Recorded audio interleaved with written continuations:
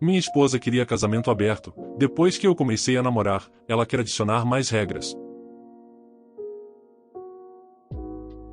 Há 2 anos e meio, minha esposa Sarah me pediu para abrirmos nosso casamento, insinuando fortemente que a alternativa seria o divórcio. Depois de pensar a respeito, eu disse sim, principalmente porque temos 2 filhos, eu trabalhava muitas horas e o divórcio parecia horrível. Então, estabeleci algumas regras básicas. Não trazer encontros para nossa casa, não sair com amigos em comum, conhecidos, membros da família, colegas, mantendo as coisas privadas. Nos 2 anos seguintes, concentrei-me no meu trabalho e nos meus filhos. Trabalhei longas horas, o pouco tempo livre que tinha dedicava aos meus filhos. Não tinha tempo para sair com alguém, então nem tentei. Mudei-me para outro quarto porque a ideia de Sarah estar com outro homem e depois dormir na minha cama era horrível. Nosso relacionamento tornou-se puramente transacional, tornamo-nos parceiros na criação dos filhos. Eu não queria saber nada sobre a vida íntima dela. Este verão, consegui atingir meus objetivos financeiros. Não tenho dívidas, ambos os meus filhos têm dinheiro suficiente no fundo para a faculdade, e tudo o que tenho que fazer é continuar adicionando algumas economias todo mês ao fundo que criei para o depósito da primeira casa deles. Então, fiz algumas contas e decidi reduzir meu trabalho de 74 horas para apenas 30 por semana. Sarah queria se endividar novamente para comprar outra casa e um carro novo, eu disse não. Usei meu tempo livre para finalmente ter as férias de que realmente precisava, levei meu filho mais velho comigo para viajar pelos Estados Unidos juntos. Fiz algumas reformas em nossa casa, transformei o porão em um refúgio. Comecei a praticar esportes, levando uma vida mais saudável. Então, comecei a tentar conseguir um encontro de verdade. Para mim, apenas estar com alguém não é a minha praia. Quero, pelo menos, ser amigo antes disso. Sair juntos, assistir a filmes, nos divertir e estar juntos. Então, saí com algumas mulheres e encontrei uma Joana, com quem eu me entendi. Com Joana, eu saía para concertos, galerias de arte, convenções de quadrinhos, cinemas. E nós também nos divertíamos juntos. Sarah quis conversar sobre meus encontros. Eu disse não. Depois, peguei Sarah mexendo no meu telefone e tivemos uma discussão bem acalorada. Agora, Sarah quer atualizar os termos do nosso casamento aberto. Ela quer que consertemos nosso casamento indo ao conselheiro, quer que durmamos no mesmo quarto, que saiamos e nos divirtamos juntos. Nossos relacionamentos fora do casamento devem ser estritamente íntimos e nada mais. E devemos falar sobre nossos parceiros íntimos. Eu disse a ela que estou satisfeito com a situação como está e não me importo se ela encontrar um parceiro para sair. Eu a encorajei a fazer isso. E eu não quero falar sobre nossos parceiros. Ela está firme em sua posição. Neste ponto, estou dividido entre tentar consertar nosso casamento e entregar a ela os papéis do divórcio. Preciso de um conselho, pessoal. A atualização. Eu e minha esposa, Sarah, tivemos 2 sessões com um conselheiro de casais. O conselheiro estava sendo muito dedicado e profissional, no entanto, Sarah continuava fazendo exigências que me pareciam muito irracionais e injustas. Ela quer manter um relacionamento aberto, que é apenas sobre intimidade, ela não quer encontrar um emprego e continuar trabalhando, ela quer que nós compremos uma nova casa. Em todas as variações, ela teimosamente queria ter 2/3 dessas coisas. Hoje, durante a orientação, ela ameaçou com o divórcio. Após a orientação, ela disse que o conselheiro estava tomando o meu lado e queria mudar para outro conselheiro. Embora eu pense que o conselheiro estava apenas tentando ser justo e encontrar um compromisso. Eu conversei com o advogado e iniciei os procedimentos de divórcio. Ela receberá os papéis em alguns dias. Eu vou dar a ela 2 meses para começar a ganhar seu próprio sustento, depois disso, não vou mais dar nenhum dinheiro a ela. Eu só queria acrescentar que eu só comecei a trabalhar 74 horas por semana depois que ela decidiu abrir nosso casamento. Antes disso, eu estava trabalhando cerca de 50 horas por semana. Não estava gastando meu tempo em bares e clubes, também, ajudava nas tarefas domésticas o quanto podia e estava em casa e disponível todos os fins de semana. Eu sou errada por terminar com meu noivo e ele acabar sendo excluído do testamento da avó dele? Um pouco de contexto é que meu noivo e eu nos conhecemos desde que estávamos na escola primária e crescemos juntos. Ambos viemos de famílias religiosas, e isso é importante para mais tarde. Quando nos formamos no ensino médio, eu escolhi ir para a faculdade, e ele foi para o exército. Naquela época, estávamos namorando há 2 anos, então, ficamos noivos quando eu tinha 21 anos e ele 22, portanto, 1 ano atrás. Estávamos mantendo um relacionamento à distância porque ele estava estacionado em um estado diferente. O plano era que eu fosse me formar na faculdade e depois descer até lá para encontrar um emprego onde ele estava estacionado. Alguns meses atrás, recebi uma ligação de um amigo que mora lá, e ele me disse que meu noivo estava namorando outra garota e já fazia meses. Ele me enviou fotos e as redes sociais dela. Meu noivo estava voltando para casa por algumas semanas para a minha formatura. Pensei que seria um bom momento para conversar sobre isso, ao invés de por telefone. Quando ele voltou, eu o sentei e perguntei. Ele não negou, disse que gostava dela, mas me amava. Estou com o coração partido, estamos juntos há anos, e ele fez isso. Eu cancelei o noivado e terminei com ele. Agora, é aqui que a religião entra. Fui criada com a ideia de não ter relações íntimas antes do casamento, e ele também. Sei que algumas pessoas acham isso estranho, mas é assim que fui criada. Tivemos essa conversa quando nos juntamos sobre não ter relações íntimas antes do casamento, e ambos concordamos em esperar. Bem, ele decidiu, quando estava lá, que teria uma namorada para cuidar das suas necessidades. Depois que terminamos, conversei com meus pais sobre isso e a mudança de planos. Então, liguei para a família dele e conversei com eles. Não é incomum para mim falar com a família dele porque eu ajudo sua irmã, se ela tem um problema ou apenas precisa conversar com uma garota que não sejam seus pais ou uma amiga dela. Então, eu liguei e eles me convidaram para jantar. Fui e contei o que aconteceu porque ele não contou, apenas disse que estávamos tendo uma discussão. A avó dele estava lá, e ela estava furiosa. Eu costumava ir lá toda semana para jogar mahjong com ela porque amo jogar, e ninguém mais na família dela gosta. Ela continuou me implorando para voltar com o neto dela e que ela o forçaria a se entender comigo. Não dei muita atenção porque ela estava brava. Alguns dias depois, ele estava enchendo meu telefone de ligações e mensagens. Sua avó está o excluindo do testamento, a menos que ele volte para mim e nos casemos. Eu disse não porque ele me machucou, e nada do que ele possa dizer me fará voltar. Não, eu não farei isso. A família dele é muito bem-sucedida e tem um negócio muito bem-sucedido, então, quando a avó dele morrer, ele deveria assumir, mas se ele for excluído, não poderá, e não receberá nada. Ele até tentou me pagar para me casar com ele. Eu estava conversando com alguns dos meus amigos, e eles acham que eu sou a vilã e deveria perdoá-lo e me casar com ele apenas para que ele volte para o testamento. Porque estou apenas brava agora e isso vai arruinar a vida dele e pense nele e no futuro dele. Muitos dos meus amigos estão dizendo isso. Comecei a pensar sobre isso. O que você acha? Sou a errada? A atualização. Então, primeiramente, conversei com a avó dele. Eu disse a ela que não me casaria com o neto dela. Não me sentia confortável com isso sendo um requisito para ele voltar a fazer parte do testamento.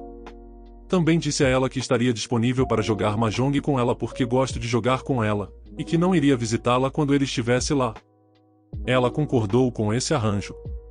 Durante nossa conversa, ela me disse que o fato de ele ter me traído não foi o único motivo pelo qual ele foi excluído do testamento. Ela disse que lamentava ter dito isso a ele. Mas mesmo que ele acabasse se casando comigo, ainda assim ele não faria parte do testamento.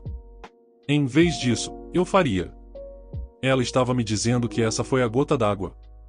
Então, foi por isso que ele foi excluído. Ele fez muitas outras coisas antes, só que eu não sabia, mas ela e o restante da família sabiam. Estávamos falando sobre isso, e eu perguntei a ela. Por que eu não sabia disso quando estava com ele? Aparentemente, eles achavam que eu sabia. Ela me disse que havia uma maneira de ele voltar para o testamento sem se casar comigo, mas levaria muito tempo, e mesmo assim, não seria o mesmo. Terminamos nossa conversa e depois marcamos um tempo para jogar. Sei que algumas pessoas dirão que eu deveria cortar laços com a família, mas conheço eles há tanto tempo que os considero minha família e, de fato, gosto de jogar com a avó e de estar lá para a irmã dele. Em seguida, o que aconteceu foi que conversei com meus chamados amigos. Tenho alguns amigos que me apoiaram desde o início, mas aqueles que me chamaram de egoísta eu perguntei por que disseram todas aquelas coisas. Bem, um deles pensou que se eu me casasse com ele, eu ajudaria a pagar os empréstimos universitários dela. Então, no fim, era por ganância. Eu disse a eles que não eram verdadeiros amigos meus, e que estavam apenas me usando para seu próprio benefício. Eles não se importavam comigo e com meus sentimentos, e que eu nunca mais queria falar com eles. Se eles queriam tanto que eu me casasse com ele, deveriam se casar com ele eles mesmos. Nesse ponto, eu estava apenas irritada e acabei gritando com eles. Saí e bloqueei todos os números deles e os bloqueei em todas as plataformas de mídia social que tenho. Obrigado a todos que me disseram para deixá-los como amigos. Acabei fazendo exatamente isso. Um dos únicos pontos positivos disso foi que pude ver quem eram meus verdadeiros amigos. Agora era hora de falar com meu ex. Ele me ligou pedindo para nos encontrarmos para almoçar. Decidi ir porque imaginei que pelo menos poderia obter uma refeição grátis e obter algum encerramento da relação. Ele me deixou escolher o lugar. Escolhi um pequeno restaurante onde um dos meus bons amigos trabalha, e sei que, se precisar, eles me ajudarão. O almoço chegou, e ele começou a falar comigo sobre o testamento e o casamento. Ele estava perguntando se poderíamos nos casar e ter um relacionamento aberto, e ele não se importaria se eu ficasse com outra pessoa. Eu disse a ele não. Ele não sabia que eu tinha falado com a avó dele antes e que eu sabia o que também havia acontecido. Eu fui direta com ele e disse que isso não é no que acredito e que ele quebrou minha confiança em meu coração e que ele não estava me tratando como um ser humano. Estava prestes a sair sem comer minha comida, mas meu amigo embalou meu almoço, me entregou e me deixou sair. Quando ele tentou me seguir para continuar conversando. Mesmo eu tendo terminado, meu amigo acabou bloqueando o caminho dele para que não pudesse. Quando saí, ele continuou me ligando. Eu o bloqueei. Antes de bloqueá-lo, eu disse a ele para nunca mais falar comigo, e que estava terminado com ele. Planejo terminar minha graduação e talvez viajar e sair da cidade por um pouco, e talvez daqui a alguns anos, eu encontre alguém melhor. Também vou aproveitar esse tempo para pensar na minha religião, como muitas pessoas estavam dizendo para fazer e descobrir qual é o meu próximo passo. Obrigado a todos pelos conselhos. Não sei se isso é como vocês imaginaram ou não, muita coisa aconteceu em tão pouco tempo. Eu atualizarei vocês se mais alguma coisa acontecer. Espero que não. Meu namorado e minha namorada recebeu flores do ex dela no aniversário dela e ela não quer se desfazer delas. A situação é a seguinte, eu estava ao telefone com minha namorada na noite anterior ao aniversário dela. Por volta das 12h30 da manhã do dia do aniversário dela, ela recebeu flores, não minhas. Ela me disse especificamente para não lhe dar flores no aniversário dela, após o que ela as trouxe para dentro. Perguntou se eu ainda estava ao telefone e então disse que ia dormir. Quando perguntei de quem eram as flores, ela disse que ainda não tinha lido o cartão. Mais tarde, quando estávamos conversando, mencionei como isso me deixou desconfortável e ela começou a falar sobre como eu não confio nela e como isso não é aceitável. Quando surgiu a questão se ela tinha guardado as flores, ela mencionou que sim e que as colocou em um vaso, e definitivamente não vai se desfazer delas. O que eu deveria fazer sobre isso? Edição para esclarecimento. Eu não pedi para ela jogá-las fora, a resposta dela foi em relação a eu perguntar se ela as tinha guardado. O ex entregou as flores. O ex e ela tiveram algum contato, mas só me falam sobre coisas relacionadas ao trabalho. Edição 2. Para esclarecimento, pelo que entendi, o ex deixou as flores lá, mas ele não estava presente quando ela abriu a porta e as viu. A justificativa dela por não saber de quem eram era que o bilhete estava assinado com as iniciais de um nome pelo qual ele costumava ser chamado, por exemplo, por amigos da irmã dela, como HF. Após mencionar isso, ela encerrou a conversa com algo do tipo: quero que amanhã seja sobre mim, então se você não pode fazer isso, vamos esperar para conversar até o final de semana. No final, decidi deixar para lá e deixar o aniversário dela passar e depois lidar com isso. Enviei a ela uma mensagem de aniversário muito carinhosa de cerca de 5 a 6 linhas por mensagem instantânea, para a qual recebi um simples obrigado. Depois que ela respondeu, liguei oferecendo pegar algo para ela no seu lugar de café da manhã favorito e me foi dito que ela não queria e que ia voltar a dormir. Depois disso, senti que ela não queria interagir comigo naquele dia, então não insisti mais. Mais tarde, ela me enviou uma mensagem, bastante chateada por eu não ter feito nenhum esforço por ela naquele dia. Mais tarde naquela noite, tivemos uma chamada de vídeo, e eu queria ouvir por que ela se sentia assim, pedir desculpas pelo que aconteceu e tentar explicar por que fiz o que fiz. Hoje recebi uma longa sequência de mensagens dizendo que ela estava conversando com a irmã e acha que estou tentando manipulá-la. E basicamente explicar como ela sentiu que eu tentei culpá-la pelo que aconteceu. Não quero que seja esse o caso. Não quero que pareça que estou culpando ela por qualquer coisa quando tento falar sobre o que senti. Pedi desculpas e reconheci que interpretei mal os desejos dela. Mesmo a parte da questão das flores, quais são algumas maneiras de falar com as pessoas sobre seus sentimentos sem parecer que você está culpando-as? Também tentei levá-la para sair à noite, o que ela não quis fazer, e preferiu ter uma discussão sobre as coisas, razão pela qual as flores foram mencionadas novamente. A atualização em tivemos nossa conversa, e eu terminei tudo.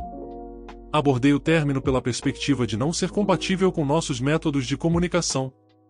Quis manter tudo o mais civilizado possível, pois fazemos parte de alguns círculos pequenos em termos de carreira e amigos, então gostaria de manter uma percepção sólida.